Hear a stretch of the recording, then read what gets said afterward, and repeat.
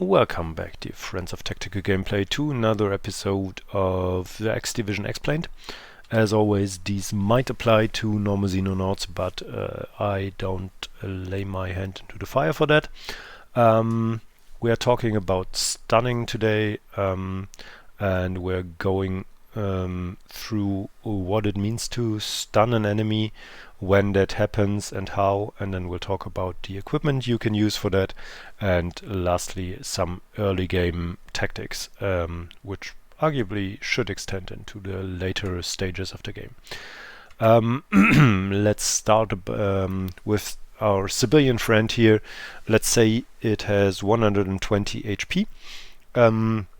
That also means that its stun quote-unquote HP are also 120. So in order to stun our civilian here, you need to lower its stun HP to or below 0, without doing the same for its hit points. If its hit points are lowered to 0 or below, before, during, or after you lower its stun HP sufficiently, it is going to be killed. And I'm saying after here because you can also kill subdued enemies while they are on the ground. Stun is affected by chem resistance, as far as I have found out, and you will find some addendum video in the video description, which you can look at, where I prove that, or I think I proved that chem resistance plays a role here. For a civilian guard, this is 7, so it is more or less negligible, but still it is there. And most importantly, which most people might not know, which is very important to stunning enemies, is that half of all the damage you apply to an enemy is also applied as stun. So if you shoot this civilian for 30 HP damage, its HP go to 90 and its stun HP go to 105, and there you have some stun effect. As far as I know, this is not subject to chem resistance, so fire ahead as long as you don't kill your stun targets. Now let's go in-game and talk about equipment. There we will first of all talk about our friend the shock baton or stun baton or whatever. If you look at the first bullet point here, it says 1 energy damage and 15 stun. All the damage values here should be, as far as I know, subject to a range of 0.5 to 1.5 their value. So actually you will do 7.5 to 22.5 stun damage here, which should be rounded in some way. So you can calculate about how often you will have to smack a healthy enemy, more or less, when you know its hit points, which I don't for sure, but that's another story. If you have the location in the source files or in the XML files for the enemy hit points and chem resistance and so on, I would be glad to link that also in the description, because then you have resources to really calculate that. Also, have a look here at the second point. The shock baton actually has a mitigation of 100, so it should also mitigate 100 chem resistance, allowing the stun to go through uninhibited pretty much all the time, at least for early game. But as I said, I'm not 100% sure that that's how it works, because the xenomorphs have a value of 200 chem resistance in a preliminary Excel sheet, and you can still baton them to death or to submission, more specifically. Now let's look at a weapon that you have from the start of the game, which you might not have known. Your shotguns, or all shotguns, do stun damage.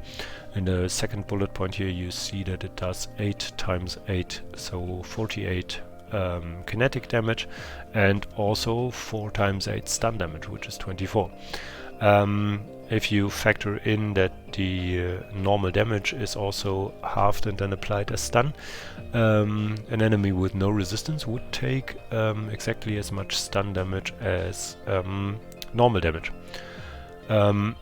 Since the chem resistance is for like the normal season and civilians higher than the kinetic resistance, I hope I didn't say kinetic twice here, you should be able to even stun more. So this is definitely a weapon to soften up a target.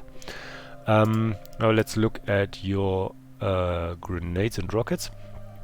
The stun grenade does 10 stun damage and 5 chemical with 5 mitigation, which is not too big a deal, so it does not affect anything with some amount of hit points very much, but this is only the immediate explosion effect. As you see in the last bullet point, the stun grenade also does 30 stun damage per tile that is affected in the radius, so that's the tiles that have the purple smoke on it, and that is when the enemy walks into it or starts its turn in it. So this is basically, the stun grenades are not useful for immediately stunning when they explode, but more for stunning when enemies walk through or start their turn in it. Another story is the shock grenade, which you get late phase 1, early phase 2, I guess, which has 80 stun damage when you throw it. Or like when it explodes, not when you throw it. But also 70 for the gas, but there was some discussion a couple of months ago about the shock grenade or the gas not working correctly. I think for living targets that still applies. This stun should hold, but I think the EMP damage does not work for some reason. And then let's also look at something that is more early game than the shock grenade, which is the stun rocket. It has the same kind of gas with a higher radius as the stun grenade, but it also has 60 stun with 10 mitigation on explosion, so this is definitely a tool you can use to immediately stun the enemies, or at least take a big amount of their stun HP off. Yeah, let's switch back to our slides.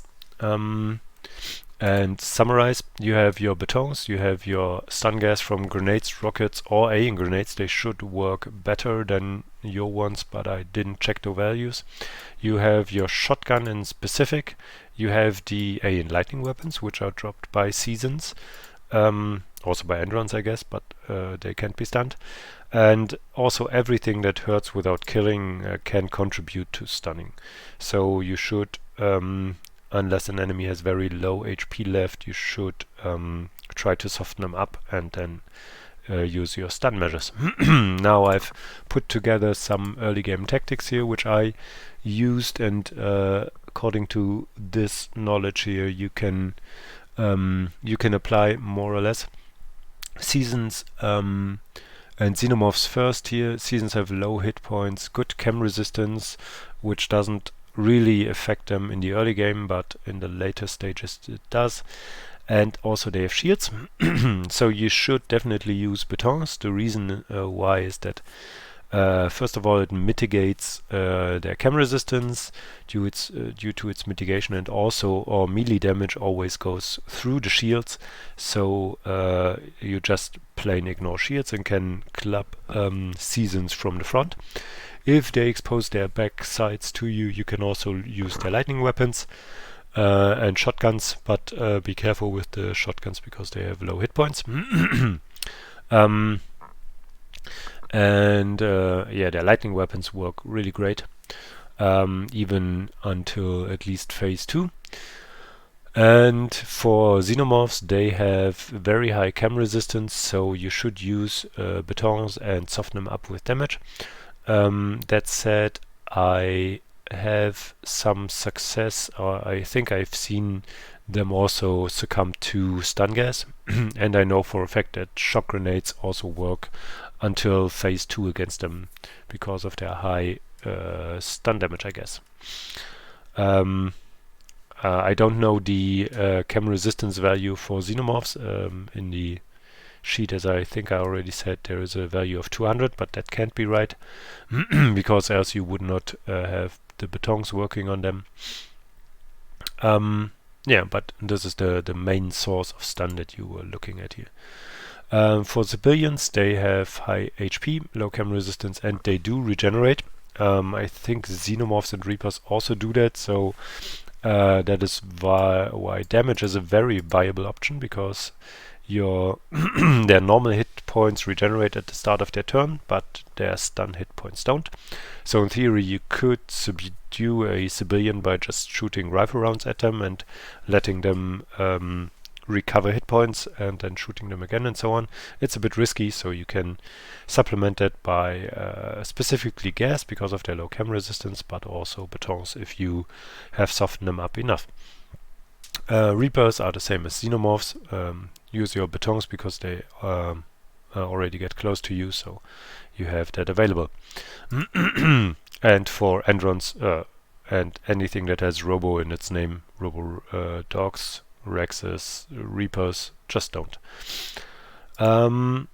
Thanks for watching. Definitely look at the comments. I hope there are some elaborations and corrections in there. Yeah, be excellent to each other. Bye bye.